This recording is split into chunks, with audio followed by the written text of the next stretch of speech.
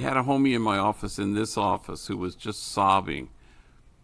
And I think he just felt the weight of all his life and trauma and torture and abuse.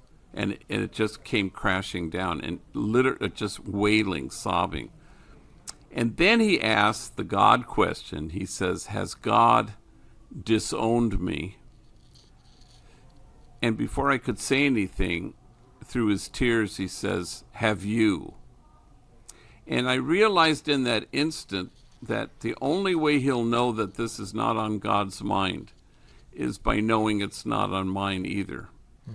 And I returned to that for myself, because that's the dynamic. That's how it should be working. It's not telling him stuff about God, which I have no interest in, but trying to be in the world who God is, where this guy is convinced that we are in fact siblings of divine love, and we're connected, and there is no disowning that's happening, only cherishing. And then that becomes kind of a balm, where people feel soothed. And if the real issue at the moment is kind of a shared anguish that we all participate in, then this is the only way to soothe each other, is to be well-wishers, to walk people home, to, treasure and heart and treasure, interchangeable. So it sounds like, and feel free to correct me if I'm wrong, but I was going to ask you, what do you think the purpose of growing spiritually or following a spiritual path is? Is it to pursue God, or is it to, in essence, be God in the world? And by that, I don't mean be all powerful, but I mean doing what you were saying, which is showing that love and kindness and compassion. Yeah, I think what Jesus added to the equation was my joy, yours, your joy complete.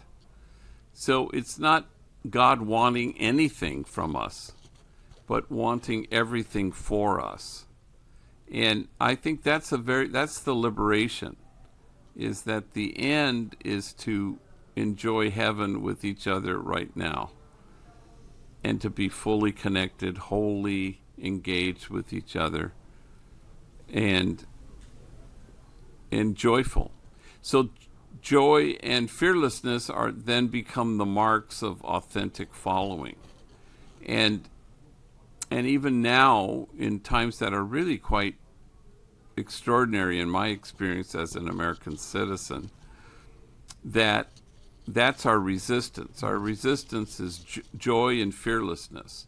And our fearlessness comes in calling out harm and saying, no, this is really actually causing harm. I don't demonize you as I say this, and I insist that you belong to us, but this is really causing harm. And and it's okay to point stuff out, not because it's about me or about grandstanding. It's the clarity of the fearless prophetic moment. And and then the joy is the thing that's really kind of puts it over the top. It's like, how can people be joyful at a time like the one in which we're living? And so that's kind of key.